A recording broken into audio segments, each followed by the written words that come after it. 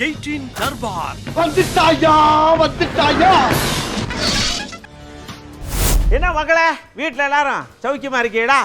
Leave விட்டு ஊரை அளப்பறையை கூட்டிகிட்டே இருப்பாங்களே, என்னை அங்கே கூட்டிகிட்டு போ, இங்கே கூட்டிகிட்டு போ, அங்கே கூட்டிகிட்டு போ, இதை செய்ய அதை செய்ய, சில நேரத்தில் இதை புதுசாக செஞ்சு கூட அப்படின்னு சொல்லி கேட்பாங்களே, செஞ்சு கொடுங்க. அது அப்படியே வந்தாலும் சரி வரலைனாலும் சரி. ஏன்னா நம்ம தர்பார் வரும்போது செஞ்சு கொடுத்தீங்கன்னு வச்சுக்கோங்களேன், ஒன்று கோவப்பட்டு சாப்பிட மாட்டான், இல்லைன்னா தர்பாரை பார்த்துட்டு அப்படியே சாப்பிட்டுருவான். ஓகே, இன்னைக்கு தர்பாருக்குள்ள ஏகப்பட்ட விஷயங்கள் காத்துக்கிட்டு இருக்குது.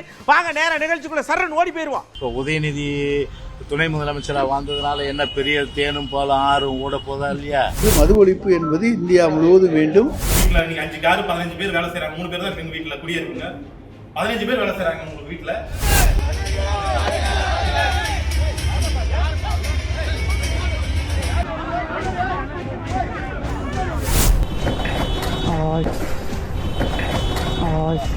சொன்னா கேளு, சும்மா சின்ன பையன் மாதிரி விளையாடக்கூடாது.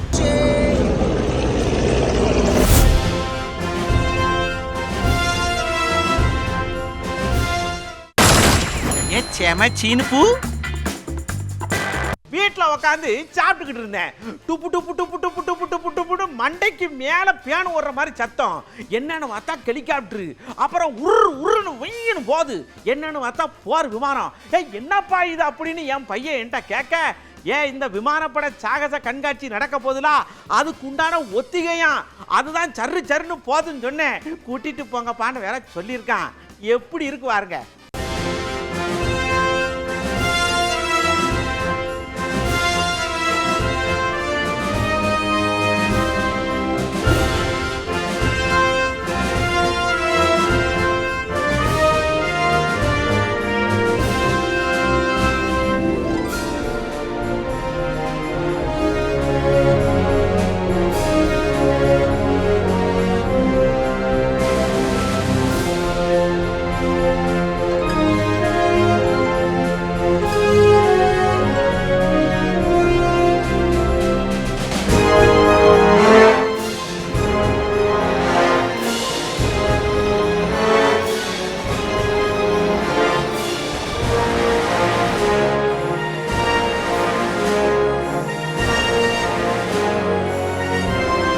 பஞ்சாப்ல ஒரு அம்மா வீட்டுல இருந்து மாடியில இருந்து இறங்கி வந்திருக்கு. 4 களவாணி பயல்கள் வீட்டுக்குள்ள வந்திருக்கான். இது அந்த அம்மா பார்த்து பிடிச்சு பார்த்துக்கிட்ட உடனே, ஆகா திருட்டு பயல்கள்னு சொல்லி வீட்டுக்குள்ள போய் கதவை பூட்டி இருக்கு. அவனுங்க ஒரு பக்கம் கதவை தள்ள, இந்த அம்மா அவங்கள திறக்க விடாம பிடிக்க, மாறி மாறி தள்ளி ஒரே கலவரம் ஆகி போச்சு.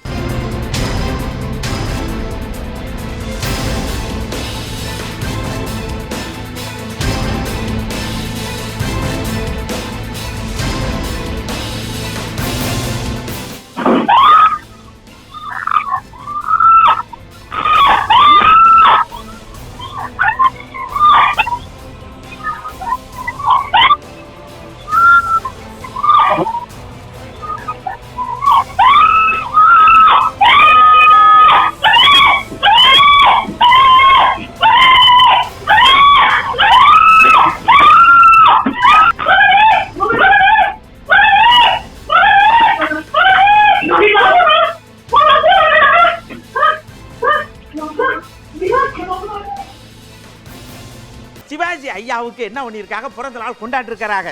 அப்படியே நடிகர் திலகம் அப்படி இடுப்புல கை வச்சு சும்மா நடந்து வந்தா அப்படின்ற மாதிரி மிரண்டு போன அந்த ரசிகர்களை அவர் மூத்த மகன் கோவத்துல கொஞ்சம் திலகமா இருந்திருப்பார் போலுக்கு, நங்கு நங்குன்னு குத்தி விட்டாருங்க.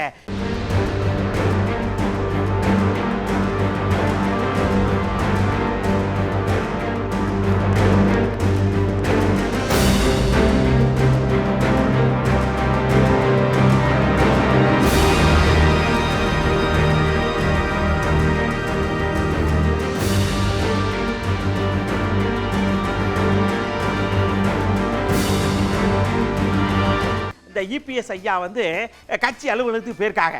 அங்க அந்த ஐடி விங் மீட்டிங் நடந்திருக்கு. எல்லாரும் உற்சாகமா இருந்திருக்காங்க. அதுல ஒருத்தர் என்ன பண்ணிருக்காரு, செல்போனை தவறுதலா லேசா அப்படி போட்டார். அது நேரா வந்து மேல விழுந்துருச்சு அப்படின்னு அங்க சொல்லியிருக்காங்க. இதை கண்டிச்சு ஓபிஎஸ் மகன் ரவீந்திரன் இருக்கார் இல்லையா, எங்க அண்ணன் மேல எப்படியா செல்போனை கொண்டு எரியலாம், என்ன நினைச்சுக்கிட்டு இருக்கிய, எங்க அண்ணன் யார் தெரியுமா அப்படின்னு சொல்லியிருக்காரு. என்ன நடக்குன்னு தெரியலையே.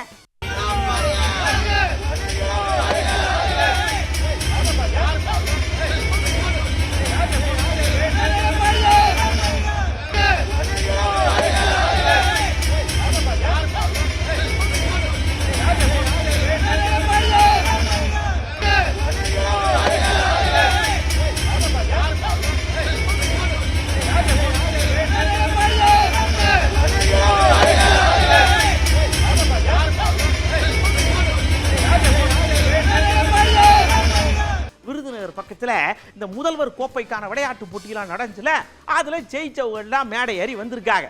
வந்து விளையாட்டு வீரர்களுக்கு பரிசு கொடுக்க துணை முதல்வர் இருக்கிறார் அப்படின்னு சொல்லியிருக்கிறாங்க. இங்கே ட்விஸ்ட் என்னன்னா, துணை முதல்வர் என்ன பண்ணியிருக்காரு, நீங்கள் இவருக்கு கொடுங்க, நீங்கள் இவருக்கு கொடுங்க, 2 பேரும் கை குளிக்கோங்க, ஜாலியாக போங்க அப்படின்னு அனுப்பிச்சு விட்டாருங்க. சரியானுச்சுனே.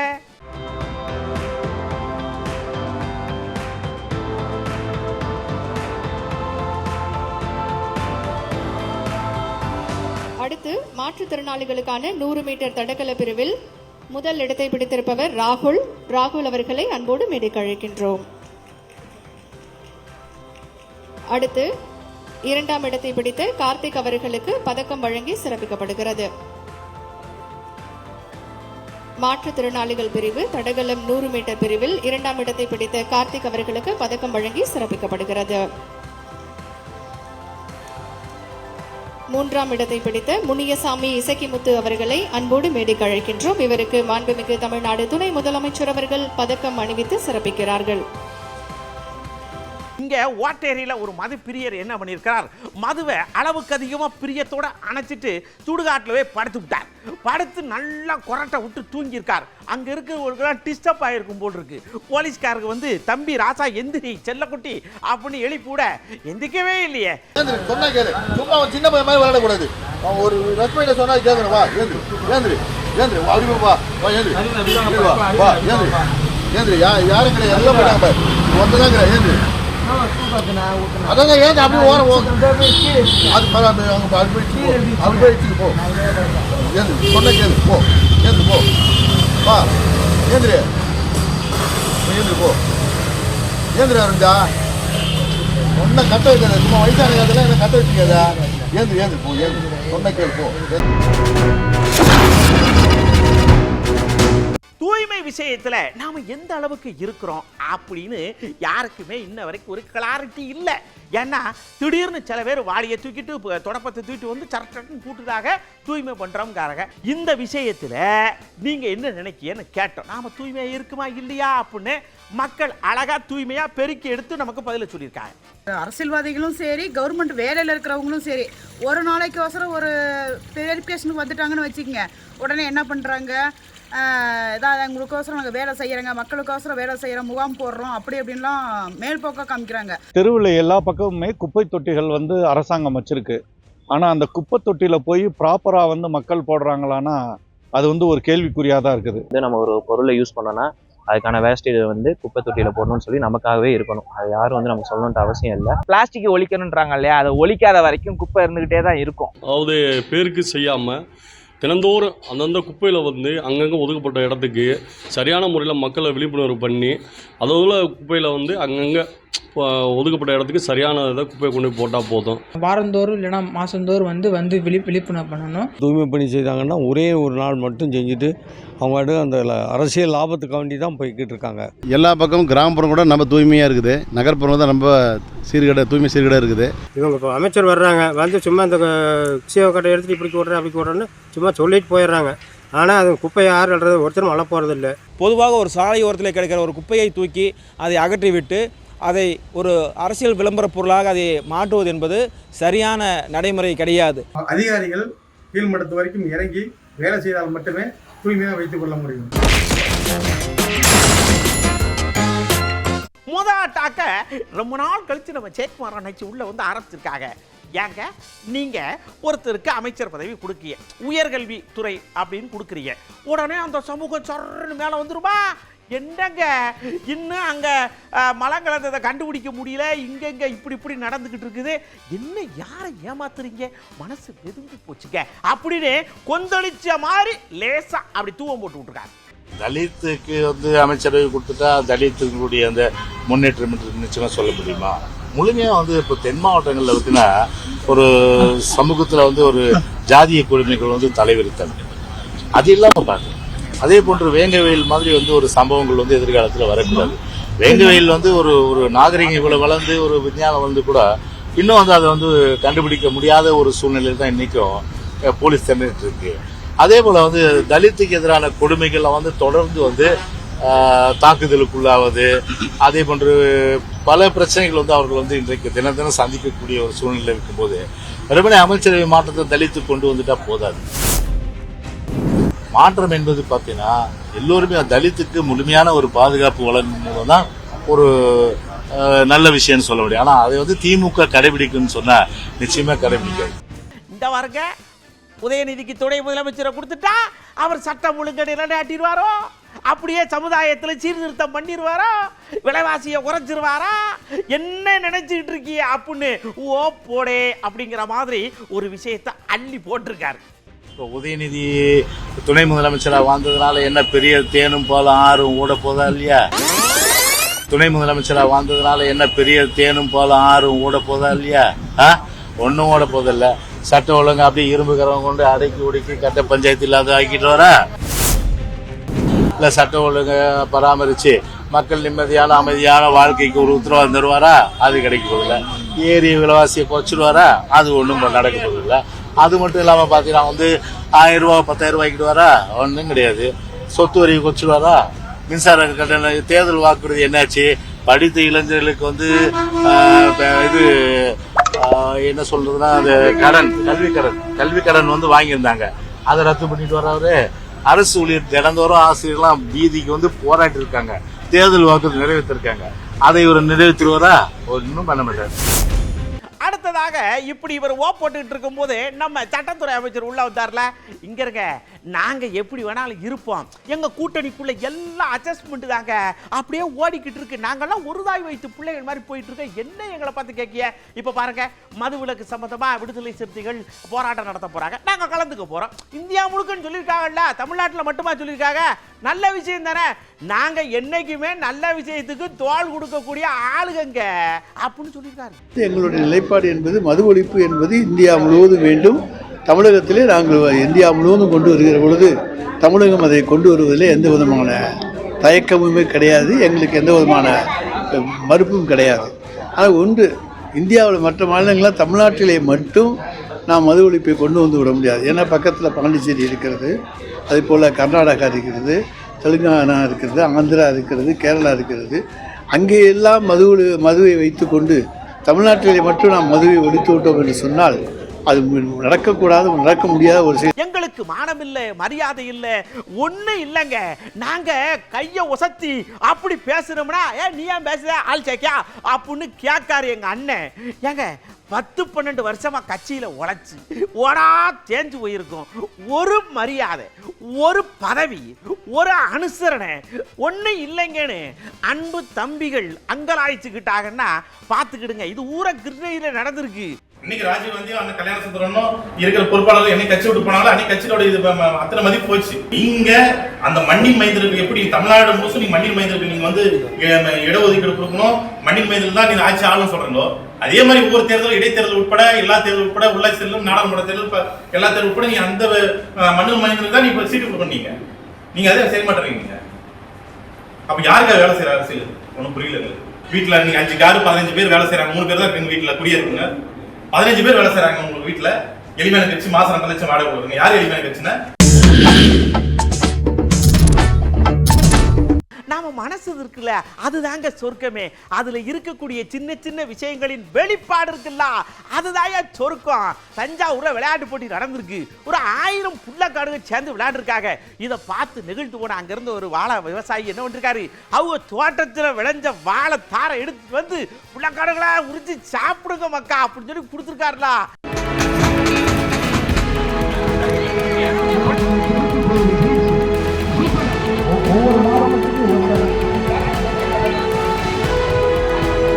தலவாழை இலை வந்து 1500 தலவாழை இலை, 10,000 வாழைப்பழம் வந்து கொடுத்துருக்கேன். நல்ல பழுக்க வச்சு இயற்கை முறையில் வந்து இந்த வாழைப்பழம் கொடுத்துருக்கேன். குழந்தைகள் உண்றதுக்காக வந்து நல்ல தரமான பொருளை நான் சுத்தமாக கழுவி கொடுத்துருக்கேன். இதில் வந்து ரொம்ப மகிழ்ச்சி அடைகிறேன். வாழைப்பழத்தை கொடுத்து சொர்க்கத்தை காட்டுறாங்கல்ல, அப்படியே கொடைக்கானல் குறுக்க வந்து என்னையும் பாரு என் அழகையும் பாரு அப்படின்னு சொல்லி காட்டுது.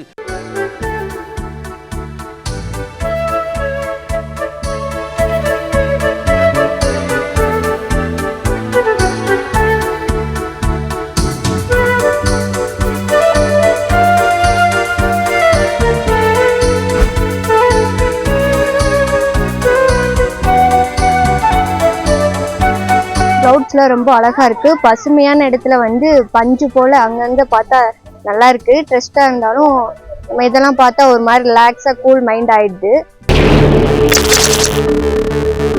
ஒருத்தர் என்ன பண்ணிருக்கான், பைக்கில் மலையில் சனக்கு சனக்கு சனக்கு சனக்கு சனக்கு வளைஞ்சு வளைஞ்சு போயிருக்கான். ஏ தம்பி பார்த்து போடான்னு சொல்லும் கூட காரில் மோதியாச்சு.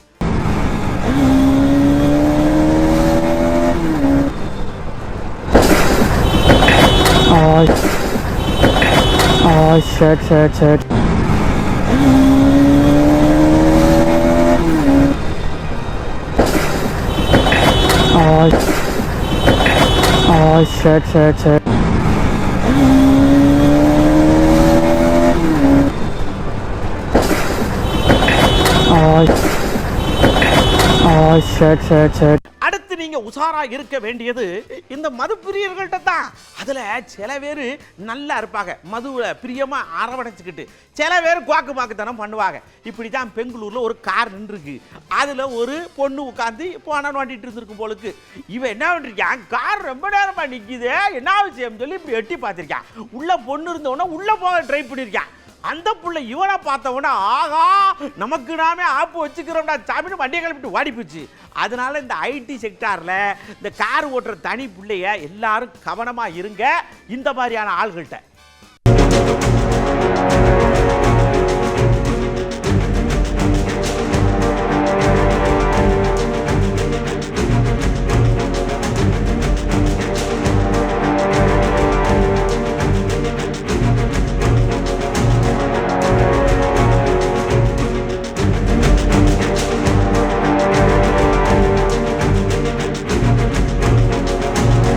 பெண்கள் மட்டுமே கவனமா இருக்கணும் நான் சொல்லல. இந்த உடல் உழைப்பு அதிகமா கொடுக்கிற ஆட்கள் ஊரம் கொஞ்சம் கவனமா இருங்க. அசதியில நீங்க வாட்டுக்கு படுத்து தூங்கிருதியே, உங்ககிட்ட இருக்கிற செல்போனை ஆட்டை போட்டு போயிருதான்டா. கோயம்பேட்டில் இப்படி தான் பாவம், மார்க்கெட்டில் வேலை வாங்குறவங்க அசதியை தூங்கியிருக்காங்க, ஆட்டை போட்டு போயிட்டான். செல்போனை கொஞ்சம் பத்திரமா வைங்க. என்ன செய்ய, கெட்டியாவது போட்டு வைங்க.